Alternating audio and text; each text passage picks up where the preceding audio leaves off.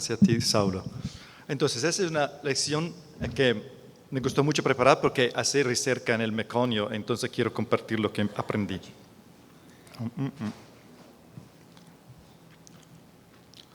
Ok. No sé. Ok. Funciona bien. Entonces, vamos a explorar algunos mitos y misterios del meconio, porque es algo que está con la obstetricia desde 2000 años, pero mucha gente todavía no sabe perfectamente las historias del meconio y lo que significa. Entonces, el primer mito es que el feto empieza a defecar principalmente al fin del embarazo y durante el trabajo de parto. Bueno, ¿cuál es la evidencia por esto? Que el meconio pigmentos verdes son muy raros a la amniocentesis. Esos son datos de Romero, que hizo amniocentesis en más que 200 pacientes con PROM o parto prematuros y no buscó algún señal de meconio en el líquido amniótico. También yo he hecho casi 300 amniocentesis en el tercer trimestre, cuando se hacían la amniocentesis en el tercer trimestre para la mortalidad fetal, y solamente en 2 casos busqué meconio. Entonces, parece raro antes del parto. Pero no, tiene evidencia indirecta que el meconio está presente muy temprano en el embarazo. Por ejemplo, si chequea la presencia de microvilli intestinali fetali, están presentes en el líquido amniótico entre 15 y 18 semanas, entonces muy temprano. Y también tiene una dilatación de la porción recto-sigmoidea del intestino distal. Se encuentran los recién nacidos prematuros con malformaciones anorectales. Entonces, muy prematuros, con malformaciones anorectales, intentaron de pasar el meconio. Evidencia experimental. En fetos de cabras y conejos, inyección de líquido de contraste o tecnecio radioactivo muestra concentración del contraste en el intestino del feto y después pasaje en el líquido amniótico comprobando la defecación. Y eso es a etapas gestacionales correspondientes a 29-32 semanas del embarazo. Tengo también evidencia en los humanos. Los estudios mejores son de Ramón y Cajal, que pienso que es español, y mostró con el sonograma que el ano fetal está abierto, relaxado, entre 14 y 20 semanas. Entre 20 y 24 semanas el control neurológico del esfínter anal externo mejora y después de 24 semanas se puede ver el ano que se abre cuando el feto defeca. Y aquí es el papel que presentó él con la presencia de la defecación fetal. Porque no lo creía yo mismo, él lo dice que cada 15-20 minutos el feto defeca. Yo también intenté de verlo y claro que sí, se ve. No es poquito, es como un escupitajo, pero se puede ver. Entonces Ramón y Cajal mostró que la evidencia de defecación fetal se puede ver en 240 fetos con la Doppler y ultrasonido y ultrasonido 4-dimensional, y todos los fetos muestran movimientos fetales cada 10-15 minutos. El segundo mito es que el meconio es siempre verde de color. Bueno, ¿cuál es la evidencia? En 70 fetos con amniocentesis genética entre 14 y 22 semanas y con l'ano examinato, el mismo doctor Ramón y Cajal hizo amniocentesis inmediatamente después de la defecación fetal. En todos los casos, el líquido amniótico fue claro. También, meconio blanco se puede documentar en el colon, en el recto, a la autopsia de feti en el medio trimestre. Y se miran el meconio que pasan fetos muy prematuros, como 23-24 semanas, también el primer movimiento intestinal es blanco. Eso es porque la biliverdina, que es el pigmento que da el color al meconio, empieza a ser producida después de 22-24 semanas. Entonces, ¿qué es cuando miramos color verde en el líquido amniótico en el segundo trimestre? Aquí es un estudio que faltó de comprender este mensaje. 219 fetos en mid trimestre, 10% tenían síndrome de aspiración de meconio a 13-23 semanas. ¿Por qué? Porque tenía pigmento verde en los pulmones fetales. Bueno, eso no es correcto, nosotros lo sabemos. Si mira pigmentos verdes en el líquido amniótico o la autopsia en el feto, eso es un señal de sangramiento intraamniótico. E infatti, de hecho, la asociación más común en la placenta del estudio precedente fue hematoma subcoriónico. Y eso se puede ver también a la ecografía cuando se ve el intestino ecogénico o evidencia a la ecografía de un sangramiento subcoriónico. Entonces, eso es algo que nosotros también sabemos bien. Cada vez que hago una amniosentesi y veo el líquido verde o descolorado, siempre miro por si tienen señales de sangramiento intraamniótico. Entonces, hay una incongruencia, porque si el meconio es verde después de 22-24 semanas y el feto pasa meconio cada 10-15 minutos, ¿por qué el líquido amniótico se queda blanco, claro, después de 24 semanas, pero es verde en 10% de los partos a término? Bueno, eso es un misterio. Primero misterio. Puede ser que la solución es en el despeje del meconio, que puede ser muy, muy rápido.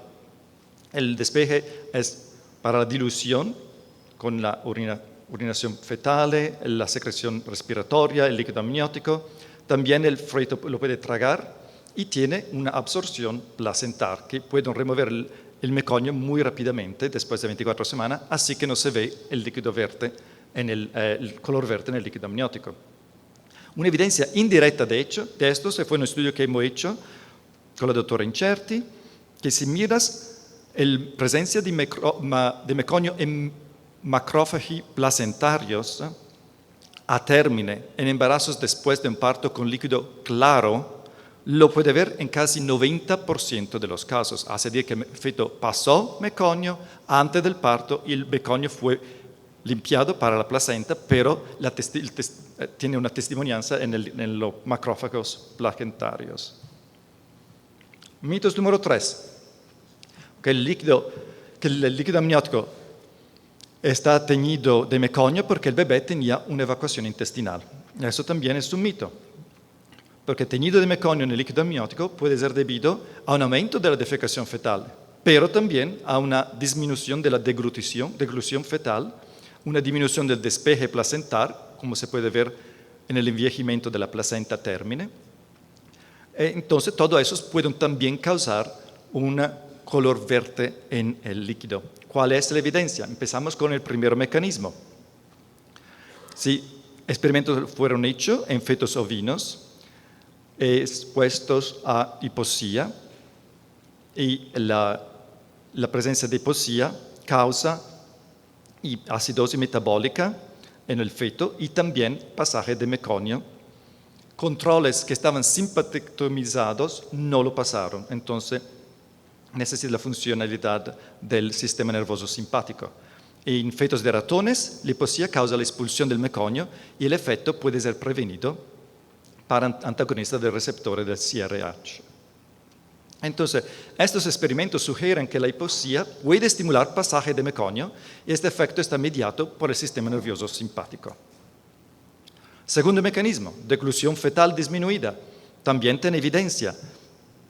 Hipoxia acuta en ovinos no permite la deglución fetal y eso se fue demostrado experimentalmente y también en los conejos. Isquemia ultraplacentar puede portar a un acúmulo de meconio a pesar del pasaje del meconio en fetos normales. Entonces el pasaje del meconio en el sistema intestinal fue normal en conejo con isquemia y controles, pero se acumuló en el líquido amniótico de los fetos isquémicos porque el feto no lo deglutía. Por la funcionalidad placentar no hay experimentos. En sumarios, que en experimento animales la hipoxia fetal puede provocar pasaje de meconio y una disminución de la deglución fetale causando un aumento del líquido amniótico, de meconio en el líquido amniótico. Bueno, ¿cuáles son los factores en los humanos? ¿Tienes evidencia en los humanos? Es difícil hacer experimentos en humanos de asfixia e hipoxia. Entonces la evidencia es más indirecta. Por ejemplo, hiperestimulación uterina y pasaje de meconio, los dos son más frecuentes con misoprostolo que con la oxitocina. El misoprostolo causa más contracciones y causa más una hipoxia relativa del feto. El riesgo es casi de 2 veces más alto. El más obvio como causa es el estrés fetale, como proceso que causa esto.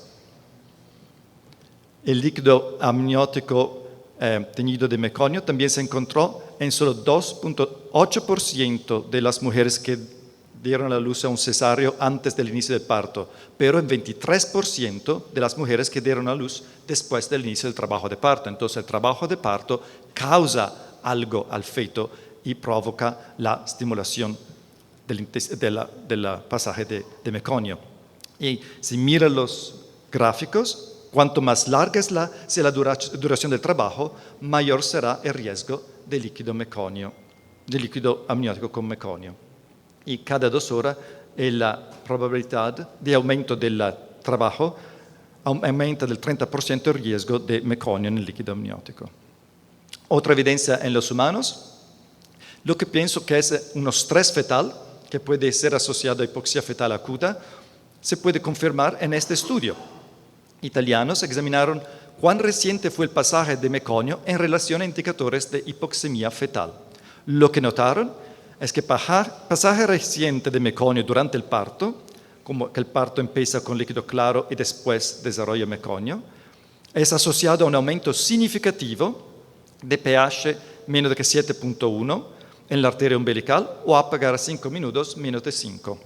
Como en los ovinos, pasaje de meconio puede ser un señal de estimulación del sistema simpático fetal en respuesta a hipoxemia aguda. Y también lo mismo se puede notar cuando el meconio pasa de leve a espeso. En conclusiones, la presencia de meconio durante el parto puede ser una manifestación de un proceso agudo, como hipoxia, y también ese espesimiento del meconio durante el parto puede predecir un neonato deprimido más que el meconio presente a la misión del parto. Un cofactor puede actuar sinérgicamente con la hipoxia para conducir al paso del meconio. ¿Puede ser que este factor es algo más crónico que agudo? Claro que sí. Eso fue un estudio de más que 3.000 embarazos de bajo riesgo después de 40 semanas. Se muestra un efecto sinergístico entre la presencia del líquido amniótico, de meconio líquido amniótico y oligohidramnios. Entonces, en el riesgo de un trazado de frecuencia cardíaca fetal no tranquilizante y cesárea por sufrimiento fetal, los dos, el riesgo sigue subiendo con la presencia de oligohidramnios, presencia de meconio líquido amniótico, y los dos juntos el riesgo sube. Entonces tienes un sinergismo. Este sinergismo es interesante porque oligohidramnios es a menudo un signo de disfunción placentar. Entonces, un proceso crónico. El mismo sinergismo se observó en fetos con restricción del crecimiento. En este estudio de histología placentar, tanto teñido de meconio en las membranas y hipoxia crónica en los villos están positivamente y linealmente correlatos con disminución del líquido amniótico. El riesgo sube del 9 y 25%, 9 y 25 veces. Entonces, otra vez, algo de crónico, como en la restricción del crecimiento, puede contribuir al pasaje del meconio. Bueno, hemos examinado la hipoxia aguda, la hipoxia crónica, y tienen otros mecanismos que pueden conducir al líquido amniótico teñido de meconio. Sí, infección. Infección está asociada con tasas más altas de culturas positivas en el líquido amniótico, evidencia clínica histológica de coriomielitis aguda, clínica de coriomielitis endometrite y sepsis neonatal. Bueno, la pregunta es, si la presencia de meconio es asociada con infección, ¿cuál fue primero y causó la otra? Bueno, no se sabe, pero de hecho in vitro presencia de meconio favorece el crecimiento bacteriano y si la infección causa el meconio, puede hacer abrumando la capacidad de la placenta a despejar de meconio o la infección puede estimular el peristaltismo intestinal fetal. ¿Cuál de los dos? No sé, quien nadie sabe, es un otro misterio. Como ve, tienen muchos misterios. Y a propósito, tiene un estudio tiene una Cochrane Database, tengo estudios randomizados en que por esta asociación de meconio con la infección administraron antibiótico profilaxis en presencia de meconio durante el trabajo. Y esta administración baja el riesgo de coriomielite clínica de 2/3. El meconio afecta a varios mecanismos de defensa del huésped y de eso puede explicar esta asociación de beneficio. Entonces, la evidencia clínica o histológica de meconio antes del parto y la asociación de meconio con oligodramnios y restricción del crecimiento fetal sugieren un papel de procesos crónicos intrauterino. También disfunción placentar. Es probable que desempeñe un papel causal importante y el otro es la infección. Entonces, puede ser sí que el feto puede pasar el meconio fisiológicamente, pero también tenga un proceso patológico que puede portar al meconio en el líquido amniótico. Entonces, hay que estar un poco alarmados por la posibilidad de retraso del crecimiento fetal cada vez que ve meconio en el trabajo de parto. Sin sorpresa, después de lo que le he dicho, la presencia de meconio en el líquido amniótico está asociada con peores éxitos neonatales. Eso fue un estudio que examinó la frecuencia de encefalopatía neonatal con regresión logística, entonces controlando por otras variables, y la presencia de líquido amniótico espejo de meconio en líquido amniótico fue 10 veces más frecuente en neonatos recién nacidos con encefalopatía neonatal que en el grupo de controlo. Lo mismo se ve en este estudio en que la presencia de meconio fue asociada significativamente con la presencia de hipoxia, encefalopatía hipóxico-isquémica de altos grados, 2 y 3, comparados con controles. Entonces, después de controlando por otros factores, el riesgo subió de casi 14 veces. Y esa es otra evidencia. Esos son neonatos, 23 neonatos, que necesitaron brain cooling, desfrío de la cabeza, porque tenían una asfixia al parto. Cuando le hicieron la resonancia magnética en el primer mes de vida, 7 de estos neonatos tenían la encefalopatía hipóxico-isquema, 16 no la tenían. Coriomielite y meconio en la placenta fueron los solo predictores de encefalopatía hipóxico-isquémica. Entonces, puedes ver cómo el meconio puede ser un señal muy importante, no es algo que tenemos que subvaluar y en el trabajo de parto tenemos que tener presente la posibilidad de condiciones crónicas y acutas en el feto que puedan comprometer el bebé. Tengo otras diapositivas, pero no sabía cuánto tiempo se pasaba, entonces si quieres podemos seguir o tienes preguntas. Pues, ¿y una vez? Okay. ¿Tenemos tiempo? Seguimos, ok.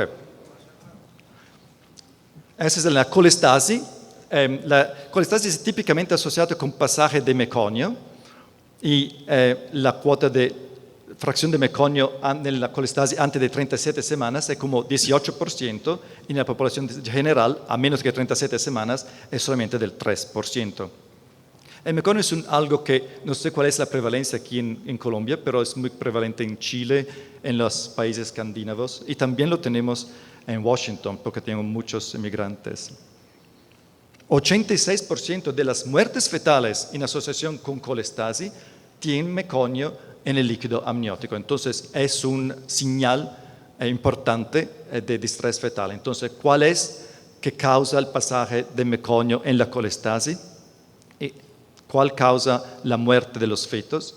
Y aquí tengo estudios que muestran una correlación entre ácidos biliares, nivel de ácidos biliares y la probabilidad de buscar el meconio en el líquido amniótico. El nivel del ácido biliares se correlan con la evidencia de asfixia acuta, es decir, necesidad de un parto operativo por asfixia, un apagar bajo a 5 minutos o un pH bajo en el cordón de la arteria umbilical.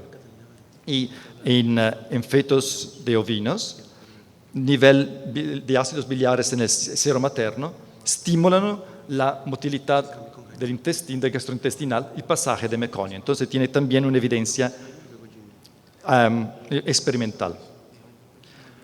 También el meconio tiene un efecto vasoconstrictivo en las venas coriónicas. Entonces puede ser que los ácidos biliares estimulan la función intestinal fetal y después el ácido biliar puede causar una vasoconstricción causando hipoxia crónica. Entonces puedes ver cómo los factores se pueden sinérgicamente sumar. Entonces el meconio en la colestasis gestacional puede ser correlato al pasaje aumentado y a otro fenómeno. Otro mito que no toqué, porque es algo pero que me interesa muchísimo, es que el momento del pasaje del meconio se puede saber con el examen de la placenta. Entonces, el patólogo puede decir cuándo exactamente el feto pasó el meconio. Eso es un mito basado sobre un estudio de 15 placentas del Dr. Miller en 1985. En este estudio, el Dr. Miller tomó pedazos de placenta y de cordón umbilical, los ponió en una solución de salina, antibióticos y meconio, y examinó los pedazos 3 horas después y chequeó la presencia de meconio y cuánto meconio tenía. Y la conclusión de los autores fue que el meconio estaba presente en función del tiempo después nel experimento, y podían ver macrófagos en el meconio entro 1 hora de la exposición de los pedazos de placenta al meconio, y en el corion entre 3 horas. Entonces, este papel cambió todo, porque todos los patólogos, si ven meconio en el amnion, pero no en el corion, saben que el feto lo pasó entre 1 hora. Si lo ven en el corion, lo pasó antes de 3 horas. Bueno, se están fallecidos, porque este estudio tenía muchísimas limitaciones. Las peor es que poniendo pedazos de placenta en una solución de meconio, el meconio puede ir en la placenta no solamente traverso del amnio, pero también transversalmente para abajo en todas las direcciones. Pero en la gravidancia normal, el meconio para pasar del líquido amniótico en los macrófagos tiene que pasar traverso el amnion. Entonces el estudio no estaba correcto. Entonces, eso lo hemos mejorado nosotros. Hemos tomado la misma solución del Dr. Miller, pero los otros pedacitos de placenta fueron conformados de una forma que todos los campeones estaban cubiertos con amnion. Y también teníamos controles. Y después hemos pedido a los patólogos de ver en qué campeones tienen meconio. Y lo que buscaron los patólogos es que no tiene meconio hasta unas 12 horas después de la exposición. Nada. 40% de los controles que no fueron expuestos a meconio solamente a solución salina, tenían meconio en el amnion, en el corion. Entonces puedes ver cómo no es afidable el examen histológico para saber cuándo fue el pasaje del meconio. Lo que fue más importante para el uptake del meconio para los macrófagos fue la integridad del corion y del amnion. Entonces, si tenía una infección, una inflamación, algo que comprometió el amnion y el corion, el pasaje del meconio fue mayor. Otro estudio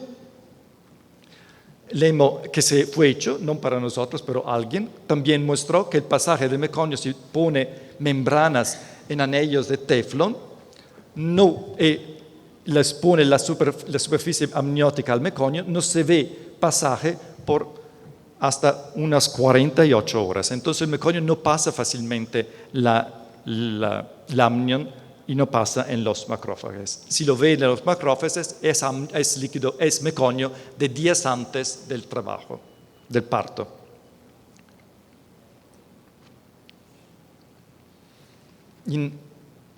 También, eso fue un estudio, como le he mostrado antes, tomar clínico, recién nacidos a término, ellos con líquido de meconio presente, subieron un examen placentar y hemos chequeado cuándo apareció el meconio en el líquido amniótico. Entonces, esos fueron embarazos en quien al empezar del trabajo de parto tenía el líquido claro y la partera documentó precisamente cuándo el meconio apareció en el trabajo. Y después, sabiendo cuánto duró, hemos pedido al histólogo de documentar si tiene una relación entre cuando apareció el meconio y la frecuencia de macrófagos placentare.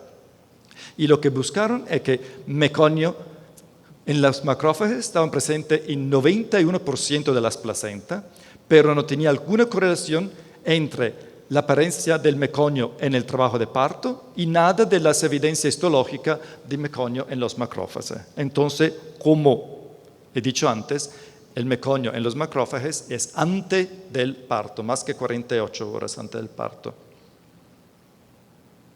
Entonces, la presencia de...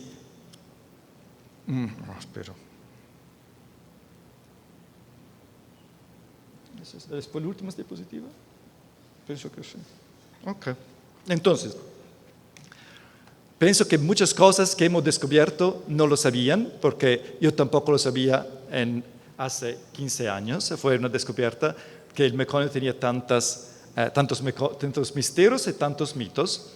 El mito final fue cuando hemos hecho un experimento para ver la consistencia de los patólogos, anatomopatólogos, en la diagnosis de meconio en los macrófagos. Hemos pedido a 10 histopatólogos diferentes de universidades y también de hospitales comunitarios, entonces nivel diferente de experiencia, de establecer cuántos macrófagos pueden ver en campeones de placentares. Los mismos campeones le hemos enviado a 10 patólogos diferentes y no tenía ninguna correlación entre los patólogos. Entonces, no fue una cuestión de patólogos más expertos o menos expertos, no tenía correlación en la cuantificación de meconio en los macrófagos. Entonces, eso mostró que no se puede tener confianza en lo que patólogos pueden decir sobre el meconio. Y este papel no fue posible publicarlo porque los patólogos no quieren que se fue diseminado y publicado, que no tiene una confianza en los patólogos. Entonces, eso fue un estudio presentado al meeting, pero que no está publicado. Entonces, algo más de mitos que tenemos, que los patólogos pueden establecer la presencia de meconio en manera consistente y también cuando el meconio pasó en la matriz. Thank you.